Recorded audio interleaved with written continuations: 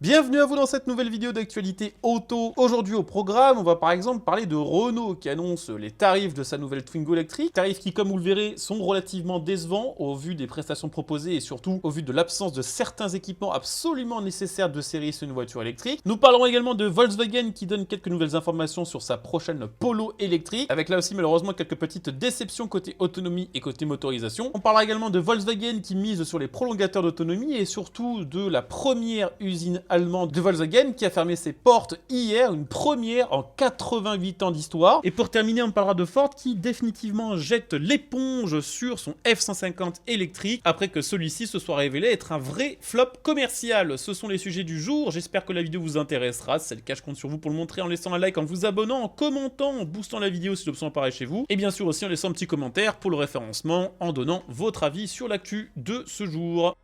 Je vous le disais dans cette vidéo, on va parler de Renault qui communique sur les prix de sa nouvelle Renault Twingo électrique et sur ses différentes versions ainsi que sur ses équipements. Il y a pas mal de choses à dire. Déjà, il faut rappeler que Renault promettait que sa Renault Twingo électrique serait disponible neuve à moins de 20 000 €. Ce sera le cas d'ici quelques mois, mais pas tout de suite, puisqu'à l'ouverture des commandes, la version la moins chère de la Renault Twingo électrique ne sera pas disponible. Il faudra débourser pour le moment au moins 21 090 € pour acheter la version techno de cette nouvelle Twingo. La version Evolution, qui sera proposée à 19 490 €, ne sera elle commandable qu'à partir du printemps 2026. Côté équipement, la version Evolution proposera de base deux écrans, un 7 pouces pour l'instrumentation et un 10 pouces pour l'infodivertissement, le régulateur de vitesse, la climatisation manuelle, frein de parking automatique et aide au stationnement arrière, ainsi que des sièges arrière coulissants. La version techno sera bien sûr mieux fournie de base, puisque plus chère. Elle profitera notamment du Open Air Link,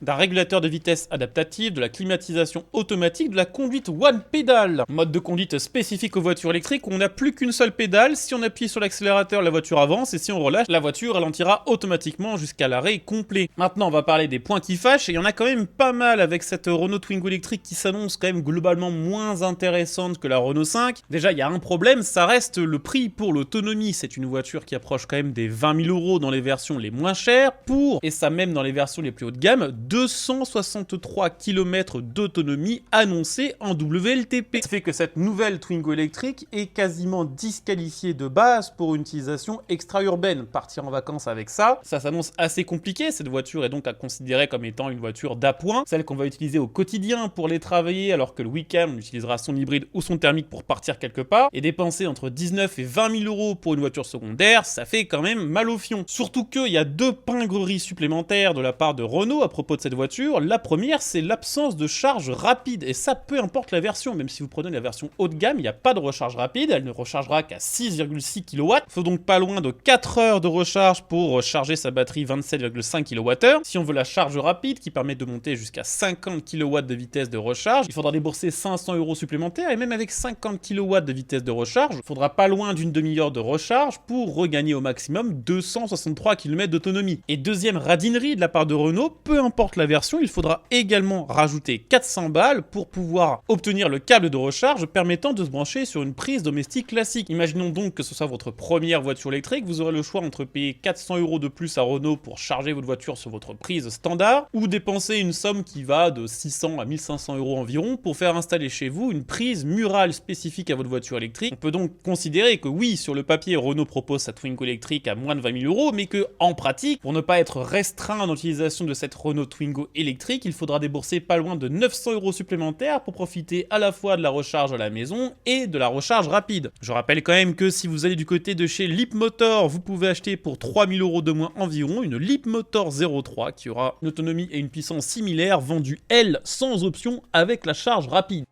On a également dans cette vidéo pas mal d'actualités qui concernent Volkswagen. On va commencer par parler par exemple des nouvelles informations que l'on a à propos de la nouvelle Polo électrique, la ID Polo. On rappelle que l'idée de base de Volkswagen, c'est de proposer une citadine électrique vendue 25 000 €, lui permettant de rivaliser avec tout ce qui va être Renault 5 électrique ou encore Peugeot 208. Contrairement à la plupart des voitures électriques qui sont des 4 roues motrices ou des propulsions, celle-ci sera une traction, c'est-à-dire que ce seront les roues avant qui transmettront la puissance au sol, comme c'était le cas des anciennes Polo thermiques. Côté batterie, cette Polo inaugure une technologie développée par PowerCo, qui est la filiale développement batterie de Volkswagen. Elle va utiliser une technologie Cell-to-Pack qui intègre directement les cellules de batterie à la structure du véhicule. Autrement dit, la batterie fait partie du châssis, qui permet déjà de rigidifier le châssis, mais ce qui permet aussi un gain de place. Deux configurations sont prévues. La première, ce sera une configuration dotée d'une batterie LFP de 37 kWh qui annonce 300 km d'autonomie et une recharge rapide jusqu'à 90 kW.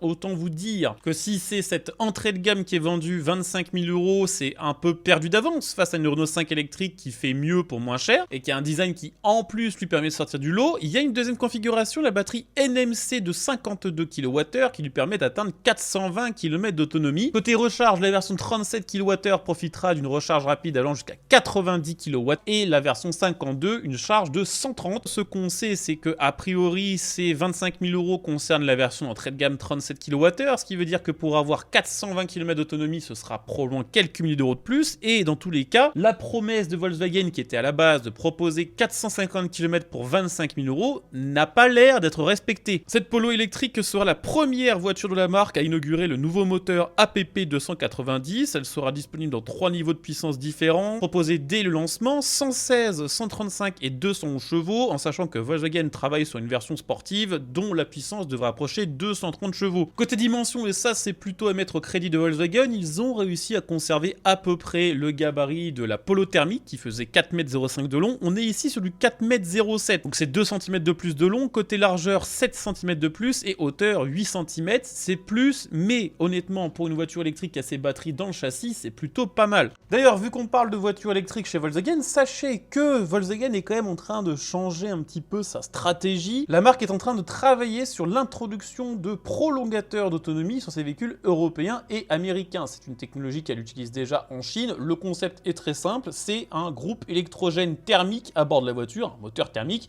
qui produit l'électricité pour charger la batterie en roulant, batterie qui est ensuite utilisée par les moteurs électriques. C'est pas encore 100% confirmé, mais c'est au centre des discussions actuellement au siège de Volkswagen où le plan pour les 5 prochaines années, le plan d'investissement, est encore en cours de confection et au moment où je fais cette vidéo, la Commission européenne n'a pas encore confirmé si ce genre de technologies pourront être commercialisées après 2035. Il y a de fortes chances que ce soit le cas et si c'est le cas, il y a de fortes chances donc que Volkswagen inclue ces motorisations dans sa stratégie de véhicules européens, lui permettant peut-être de redresser un petit peu la barre, puisque Volkswagen en ce moment ne va quand même pas fort.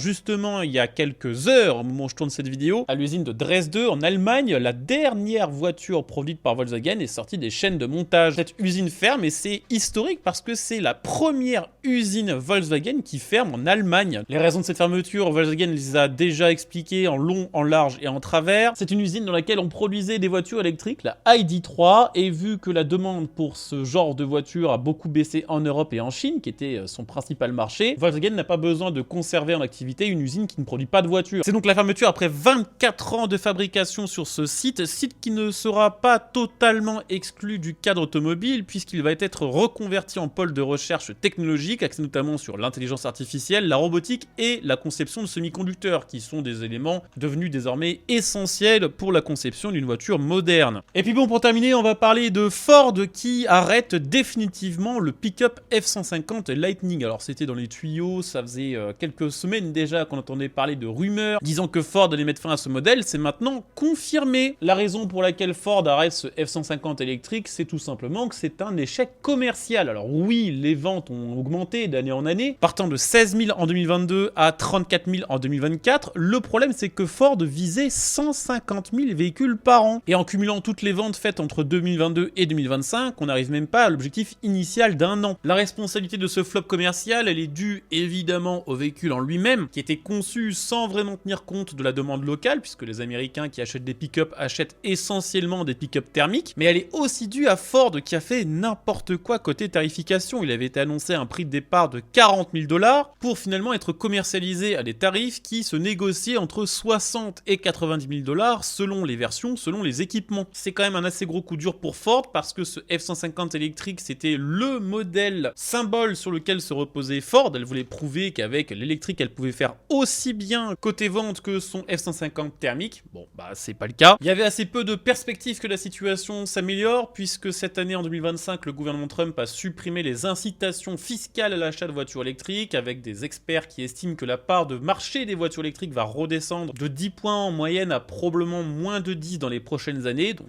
très peu de chances que les ventes rebondissent. Ford va maintenant miser sur le prolongateur d'autonomie pour son F-150, en sachant qu'à côté de ça, bien sûr, elle continue de vendre ses versions thermiques équipées de gros moteurs essence comme en raffolent les Américains. C'était les actus de ce jour, j'espère que la vidéo vous aura intéressé. Si c'est le cas, je compte sur vous pour le montrer en laissant un like, en vous abonnant, en commentant, en devenant aussi pourquoi pas des soutiens via le bouton rejoindre sous cette vidéo. On se retrouve dès demain pour la prochaine vidéo d'actualité auto. Ciao!